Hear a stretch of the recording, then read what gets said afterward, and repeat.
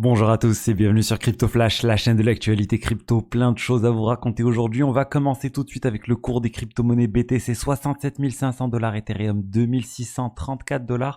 Le marché est en baisse aujourd'hui d'environ 2%, comme vous pouvez le voir sur CoinGecko. Et je voulais vous parler du ratio Solana-Ether qui vient d'atteindre un plus haut historique. Qu'est-ce que ça veut dire? Ça veut dire que Solana vaut de plus en plus par rapport à l'Ether.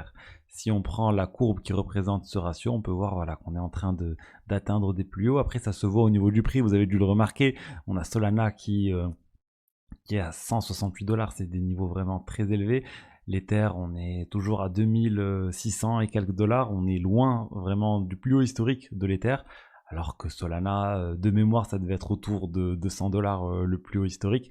Donc même plutôt 250 $. Donc quand même, on est aussi un peu loin, mais le ratio en termes de proportion voilà, de l'Ether par rapport à Solana, Solana commence à gagner un peu de terrain, même si on est à une market cap de 80 milliards de dollars pour Solana et 316 milliards de dollars pour l'Ether.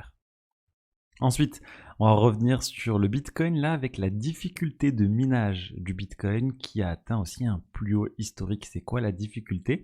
C'est ce qui permet d'ajuster régulièrement, environ toutes les 2 semaines, la durée entre les blocs. L'idée c'est que il faut que entre deux blocs du Bitcoin, il y ait 10 minutes, et quand il y a un peu moins de 10 minutes, et ben cette difficulté augmente pour que ça soit plus difficile tout simplement pour les mineurs de trouver un bloc et du coup de cibler les 10 minutes. Donc ça montre qu'il y a toujours beaucoup de mineurs. Les mineurs sont toujours là pour le BTC, malgré le halving qui a eu lieu, qui a divisé par deux leur rentrée d'argent. Ça a juste exclu les mineurs les moins rentables du marché.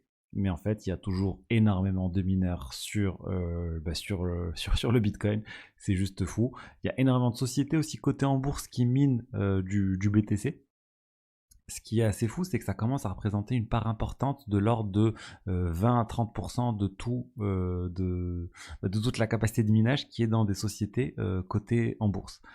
Donc c'est assez intéressant de voir qu'il y a plein de sociétés qui font du minage, qui sont cotées en bourse, alors qu'il n'y a pas beaucoup d'exchanges cotés en bourse, crypto je veux dire. À ma connaissance, je vois juste Coinbase, en tout cas aux États-Unis, alors qu'il y en a beaucoup de sociétés de minage aux US. Ensuite, on a eu l'airdrop Scroll aujourd'hui. Alors là, ça a un peu déçu en termes de market cap, à peine 200 millions de dollars pour ce layer 2. Sur le réseau Ethereum, il y a quelques mois, ça aurait eu une valorisation beaucoup plus élevée. Donc on sent quand même qu'on arrive à la limite de ces airdrops basés sur les points. Pour moi, c'est fini. Je vous le dis, c'était le narratif, en tout cas de 2024. Je m'étais positionné assez massivement sur l'année 2024 sur ce narratif-là. Il y avait plein d'options extrêmement intéressantes.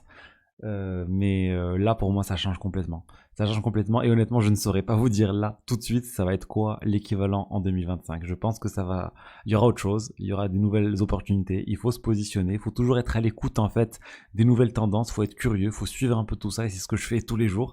Donc voilà, je suis prêt à me positionner mais je cherche pas à me positionner forcément. S'il n'y a pas d'option hyper intéressante similaire à tout ce qui est airdrop, Etherfi, Eigenlayer ou autre, je vais pas me positionner tout de suite, je vais attendre une opportunité. Est-ce que c'est les mêmes coins? Est-ce que c'est la DeFi? Est-ce que c'est autre chose? Est-ce que ça va être un renouveau des NFT? Honnêtement, on verra. En tout cas, moi, je suis prêt à arriver de nouveau sur un marché. J'attends. Et voilà, n'hésitez pas aussi à suivre un peu tout ça parce que ça peut arriver vraiment à tout moment des nouveaux narratifs. Donc restez curieux, soyez à l'écoute du marché, à l'écoute des choses qui vous intéressent parce que c'est en étant curieux qu'on peut découvrir vraiment des choses que beaucoup de personnes vont se dire bah ça c'est pas très intéressant, mais quand on creuse on se dit ouais ça c'est vraiment bien. Ensuite, MakerDAO. MakerDAO, je m'y perds complètement avec MakerDAO, ce projet historique dans la finance décentralisée, c'est qu'ils ont lancé le DAI. Vous avez annoncé le rebranding de MakerDAO en Sky. Ils ont créé un nouveau token qui s'appelle le Sky. Ils ont créé un nouveau stablecoin qui s'appelle l'USDS. Pour remplacer le DAI, ils ont annoncé une migration entre les deux. Et là, en fait, il y a une proposition de Rune Christensen, le fondateur de MakerDAO, qui dit oui, en fait, la communauté, elle aime bien la marque Maker. Du coup, on va faire 3 propositions. Une proposition, on reste comme ce qu'on a fait maintenant, c'est-à-dire on transitionne complètement sur le branding Sky. Une autre proposition, on reste un peu entre les deux. Et une proposition, on rebascule vraiment sur le branding Maker. Donc voilà, potentiellement retour arrière complètement sur Maker ou avec un entre-deux en essayant de garder les deux tokens avec des utilités différentes. Mais bon, on sent qu'ils sont un peu perdus avec ce rebranding et honnêtement c'est assez dommage. MakerDAO c'est très très connu. Passer sur Sky, c'est se recréer toute une identité, se refaire connaître, c'est assez compliqué. Ensuite, on a une bonne nouvelle pour le token Rune. Le token de ThorChain, c'est un exchange décentralisé que j'apprécie beaucoup et surtout la spécificité de cette plateforme, c'est que vous pouvez faire des trades natifs cross-chain. Donc c'est le seul endroit où vous allez pouvoir swapper du BTC venant de la blockchain BTC que vous pouvez avoir sur un wallet BTC vers de l'Ether qui est sur la blockchain Ethereum. Et vraiment un vrai token Ethereum contre un vrai token BTC. Il n'y a pas de token wrappé ou de bridge ou autre chose. C'est vraiment du natif pour du natif. ThorChain, ils sont leaders sur ce marché, voire les seuls à ma connaissance sur ce marché. Et là, Ledger Live vient d'intégrer ThorChain. Donc ça veut dire que directement depuis votre Ledger, grâce à l'application ThorChain, en passant par Ledger Live, donc si vous passez par MetaMask, bah non, mais bon, si vous passez par MetaMask ou Rabi, vous pouvez déjà interagir avec ThorChain. Mais pour ceux qui passent par Ledger Live, c'est très intéressant parce qu'ils vont pouvoir faire ce type de swap directement depuis les cryptos qu'ils ont sur leur ledger et ça c'est vraiment très très intéressant et je pense que ça va venir booster ThorChain et leur token Rune. Il se passe d'ailleurs plein de choses sur ThorChain avec Rune ces derniers mois. Ensuite, on a Avalanche. Avalanche, la fondation Avalanche vient d'annoncer une carte Visa donc pour dépenser ces cryptos. Ils disent qu'on pourra dépenser du WAVAX, de l'USDC, du SAVAX et d'autres choses. Donc directement depuis cette crypto, en fait, elle va être associée à un wallet self-custodial. Donc c'est quelque chose de très courant. Hein. Les cartes pour dépenser des cryptos, on en voit de plus en plus. Historiquement, c'était plus les exchanges qui fournissaient ce type de service. Mais là, on commence à voir des choses différentes où en fait, vous pouvez dépenser les cryptos qui sont sur un wallet que vous maîtrisez.